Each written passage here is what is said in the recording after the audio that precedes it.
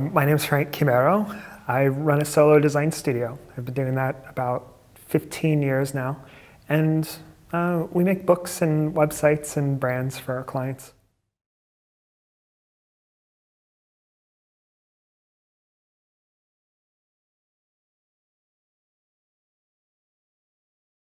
Yeah, so it probably makes the most sense to try to describe some of the problems that we were seeing, because we didn't have like a clear idea of what the solution would be. We just knew what the problems were.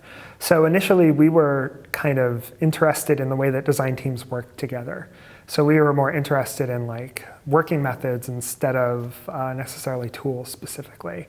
And it was kind of difficult because designers couldn't really work in the same place at the same time. They would sort of be stepping on each other's toes, opening the same file. There was no clear organization to it. And there was no really good way to just capture the decision-making process or keep a record of work that was created but maybe not approved or developed. So when we looked at all those problems together, we sort of realized like, oh wow, these are things that our engineering and development friends have already solved for themselves, and they use version control to do it. So we thought, well, can we make version control for ourselves to try to manage a little bit of the sprawl about the number of files that you have, the number of places that you need to look to try to gather information about the work, and to try to get the information about the changes and the ideas and the opinions about the work as close to where the work is shown as possible. So really the way that we chose to solve those problems was by creating a tool that wasn't necessarily like a new kind of drawing tool. What we wanted to do was to make software that supported a certain way of working, or like you said, a methodology. So that's where Abstract came from. And yeah, I'm happy to say that it's like working really nicely for large teams. And I use it on my own myself. So it goes the full gamut.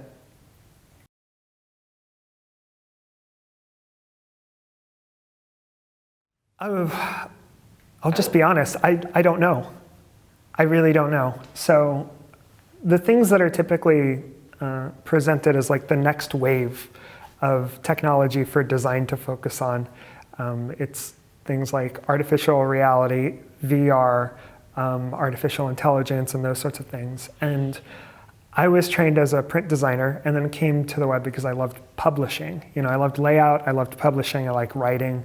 And all of those things have very little to do with everything in that list. I suppose that perhaps like if you're working with like an artificial intelligence like spoken interface, there's a lot of writing there, but it isn't necessarily like prose or narrative writing, which is interesting.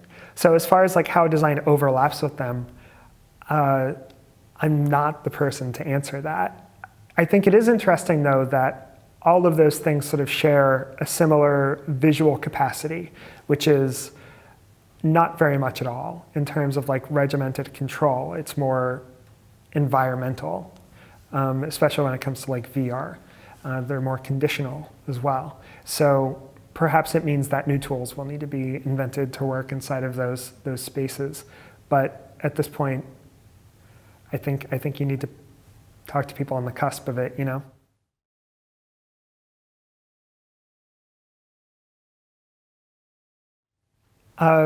Well, I think one of the nice things about most traffic coming through mobile is that there is like a very nice purity and reliance on typography, which I really like, because I trained as a print designer, and like typography was the first thing that I loved about that. So developing type systems and relying on type to try to communicate hierarchy, structure, and like nuance and meaning where it might be very difficult to explain pictorially, I think is a big change in terms of like what seems to work better in a mobile context. It's also more performant, right? It's easier to scan.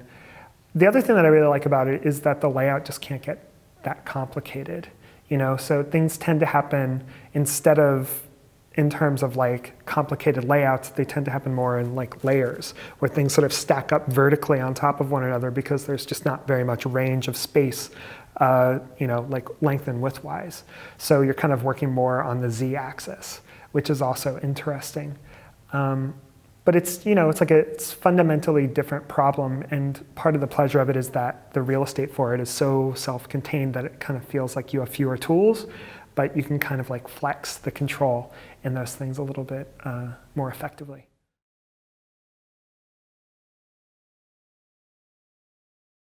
So I think my setup's pretty common. So I use Sketch, sometimes Photoshop for more complicated things, Illustrator for vector drawings, iconography, things like that. And then a lot of markup inside of something like Atom, and then version control through Abstract and GitHub. And I think that that stack is pretty well standardized across most people. When it comes to prototyping, I mostly would just rather get into markup than to do anything other than that. One thing, though, that I sort of see as a potential spot for more efficiency, though, is to try to figure out a way to get my clients to sort of loosen their grip on seeing images and to try to get to a prototype sooner. So one of the things that's been interesting for me to look into is some CSS frameworks like Tachyons or something like that, where you can just bang together a layout really quickly. Whether or not you want to use it for the final product, I think just being able to very lucidly put together something in the browser, whether it's the final output or if it's just almost like this temporary scaffolding prototype thing that you're putting together, I think that that is something that I'll probably be taking a closer look at this year, what the options are for something like that.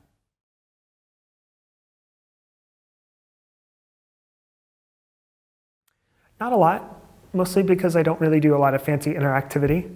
You know, my design philosophy is like mostly no razzle dazzle. When I do explorations, I really want to have a strong concept behind it, and oftentimes that means an idea behind the kind of imagery that we're using, or the tone of the copy, or a particular like layout method that might tie into like the ideology of the brand or the client or something like that. And it typically has less to do with things that might typically be a sacrifice on accessibility. So I think just through my own personal preferences and biases, that's less of a compromise than it may be with other people's inclinations. So I just don't really wind up in that situation very often. There's always explaining to do, and there's always client requests that sometimes you'll need to help guide them and educate them about the cost of some choices. But for the most part, things have gone pretty smoothly on that field.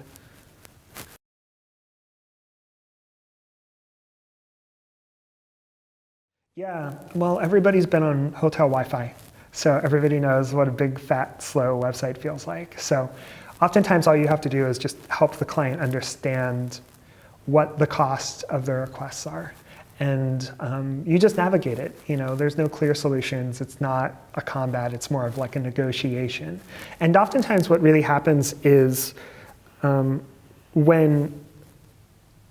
my career, whenever I've had like a disagreement with a client about what needs to happen, it's not symptomatic of me being right and them being wrong, or the other situation where they're right and I'm wrong. It actually typically means that we're both wrong, and that there's like a third possibility there about what actually is going to be more accessible and more performant that meets their needs. So their recommendations are typically sort of a very encoded request for me to try to fulfill a certain need, and they're trying to forecast like what visual solution we can make for that, when actually it's something that neither one of us has like considered yet.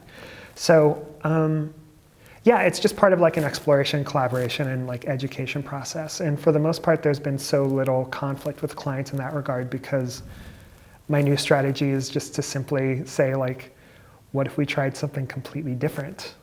And that seems to go pretty well, because then you get to discover it at the same time.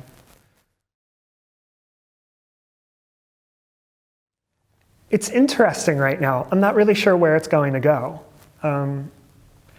That new batch of technological potential, like AR, VR, AI, all the other acronyms, they are dependent on the web, but they don't necessarily feel like they're like on the internet. You know, they're not like pages or apps. You know, so it's kind of interesting, because the web then sort of becomes more of an infrastructure that we're building on top of, and I've always liked web pages. Like my first sites, like it's like, oh, they're just documents that get to point to each other. And I still really like the idea of the web as a set of linked documents. So for me, I'm sort of ambivalent about the future of the web, because we have this new batch of things over here, which I'm not quite certain of it's not inspiring to me, and that's just like preference, that's not about like the potential of the technology at all.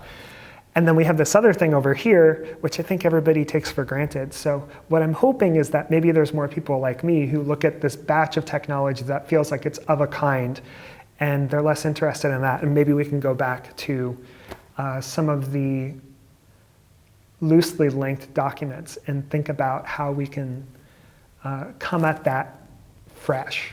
That's exciting to me. But we'll see what happens. We'll see what happens, and I think it ultimately comes down to like where designers and engineers want to like point their extra energy. So we will see.